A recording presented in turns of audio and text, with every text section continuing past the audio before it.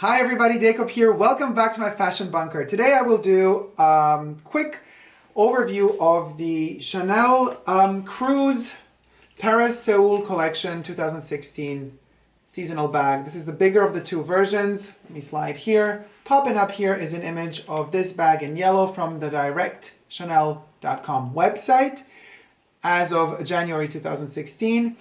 This is what they state about the bag, that it is made in lambskin leather. It is available in many different colors. If you go to the Chanel boutique and you check out their iPads, which are available at the counters, they have the entire collection, the entire bag leather collection available. However, online, they only have a little bit of the collection available. The bag you see on my side here in yellow is the smaller version. This is the bigger version.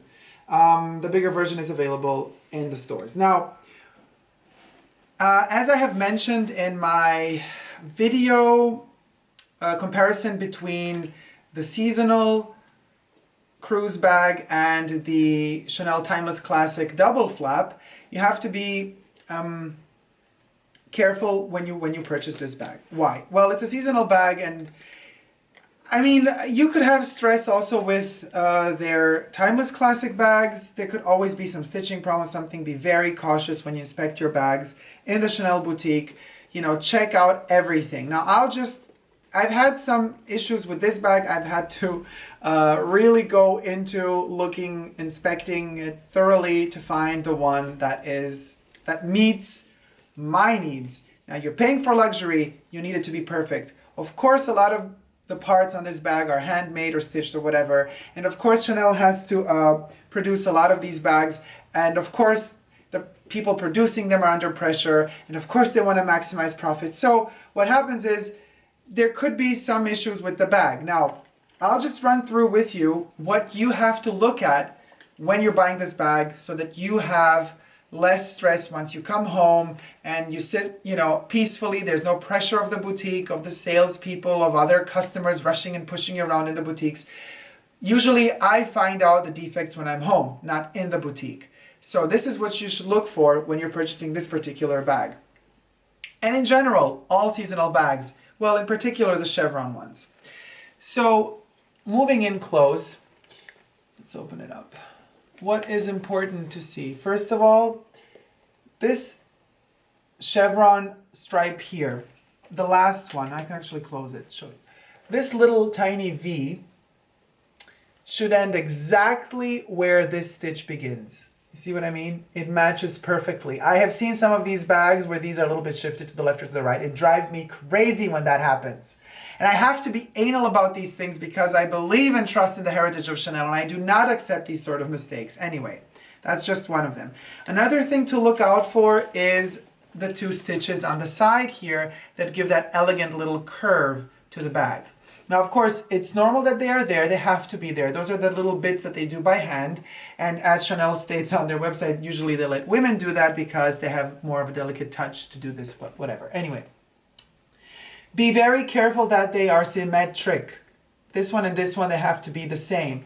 I have seen bags where this one is a little bit, loose. No, not loose, but it's just not as tight.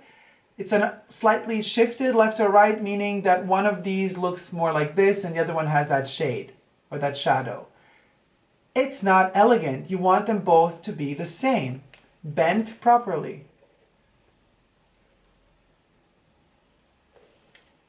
Like this. They have to be identical. So when you look at it from either side, you want that symmetry. Okay, that's another thing to look for. Also, what is very important, as we see on the Chanel website, when you close, they present the bag like this, with this little bit hanging here. When it hangs like that, you want your inscription to be facing you. You don't want this part to be hanging without any inscription. And some of the bags have this. Now, in case that's the case with your bag, that's not a big issue. You can literally, on your own, just open the little ring here. You just God, I can't show, this is too difficult. Okay, let's say this is the ring.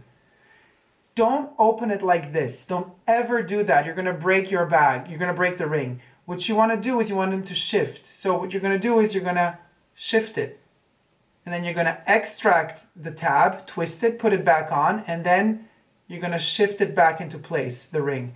Never open the ring like this. Always shift. Okay, I hope this was clear. If this was not clear, don't do it at home, people, because I don't want you to damage your bags, okay? Anyway, because you want that tab to be hanging correctly. When you're pulling, now let's say your bag is now on a double chain like this, and you want to create a crossbody shoulder thing. When you're pulling this chain in, be very careful that this does not hit your hole there, because you don't want it to break. So you want to always be careful that it's a pretty long distance as far as it can be from that hole here. So you do not want to, while you're not thinking about it, you're in a restaurant or somewhere, you just pull it out and this thing will just pop off. So be very careful how you deal with it. Another thing I always do, well, those are observations you have to consider once you've already purchased the bag. But let's go back to, you're still in the store, you haven't purchased it yet. Chevron is all about symmetry in my book. So the back of the bag does not have a pocket, which is good. I mean, of course this makes the bag cheaper to produce, easier to produce, but I do like to have this light bag in my collection because it's lighter to wear, it's not heavy, you can fill it and you don't feel that weight cutting on your shoulder wherever you're wearing it. Plus it has this gorgeous vintage lambskin look.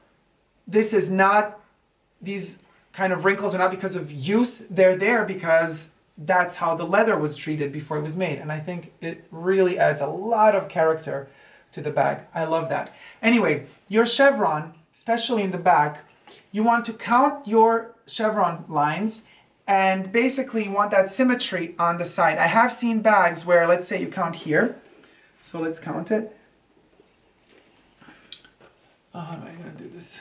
So it's 1, 2, 3, 4, 5, 6, 7, 8, 9, 10, 11, 12. Now, look at that. I have arrived exactly here, totally symmetrical. I have had bags where this stitch on the corner and here does not really end symmetrically, but it's a little bit shifted. So let's say this one ends here and this one ends in there. You don't want that. You want it to be symmetrical. That's another thing to consider when you're purchasing this bag. And of course, always do your own check. I'm not going to show you the code number of this bag, but there is a number here. On the other side of this card is a number. And you want to check that number. You want it to, match up with the number on this little tag in here. There's a number back there. It has to be the same number. So before you purchase the bag, check that also.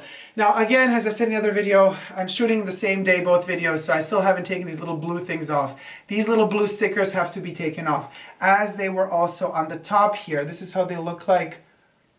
I have one here that's off. This is how they look like when you take them off. They're really little plastic rings that are placed here in the factory so that it doesn't scratch or damage the metal. So I'm going to be doing the same thing on the inside. I'm going to be taking that off. Another thing you have to consider, the lock. You want this lock to be positioned the same distance between this chevron line and that line as well. You don't want it to, in some cases I have noticed, well, let me come in closer here. I don't know if I can, because I have a lot of lights and things. Okay.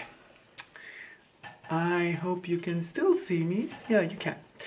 You don't want this little tiny distance and this little distance to be different.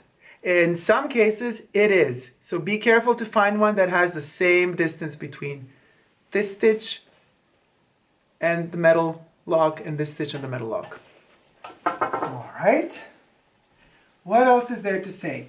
One last thing. No matter what you do, don't let the SA rush you. Don't let the SA tell you, well, that's the last one we have. They're selling like hotcakes. Yeah, right. They probably have another one in stock somewhere, or more than one. don't let anybody pressure you. You should only buy the bag that you feel comfortable with buying. It has to have that perfect shape. It has to have the perfect proportions that you want it to have. Some people like to have slight defects in the bag. Another thing to notice, I'm not done yet. Oh my God, I thought I was, but I wasn't. These two panels here, they have to be stitched properly to the front panels of the bag. In some cases, they might be a little bit off. When you squish the bag, you want that bottom to come out. Why? Because when you place the bag down, of course it's going to squish in a little. That's normal. But in order for the bag doesn't have legs, so you want to protect the bag. You don't want, because you see these stitchings of the chevron, they're curved in. They go in because the leather has been bent and is attached to the bottom part of the leather. So these stitches actually touch the floor unless the panels at the bottom have been attached nicely so that you see when I press it, it kind of comes out a little. That's very important. I have noticed that on some bags it didn't give it enough space, so it doesn't really come out properly. You need this to come out, especially when the bag is full, because then that will protect the front panel from touching the floor and getting these stitches to rub off. And you don't want them to break, obviously. You want them to live a long and healthy life. Oh my God, I could talk about this for hours. I think I'm boring you at this point, guys. Anyway, now I'm going to finish here. Also check, of course, that the leather that's intertwining the chain is perfect. You know, don't let them be lazy with the choices that they make on the leather. Sometimes I have the feeling on some bags, they like make the straps out of leftover leather. It's not, you know, the same quality as the actual bag leather is. So be careful to find one. Always check, you know. Whatever, if the essays look at you like you're an idiot, fine. Let them look at you like you're an idiot. It's your money. So you, the idiot, is going to spend your money, so they better fucking wait for you. You know what I mean? So you check every bit of the leather. You go through it, bit by bit. You know, here the chain, there. You go through it bit by bit by bit. And you go through the whole thing. And if the leather has no defects, you're good to go. All right, guys, that's all that kind of comes to mind now. I hope you like this, more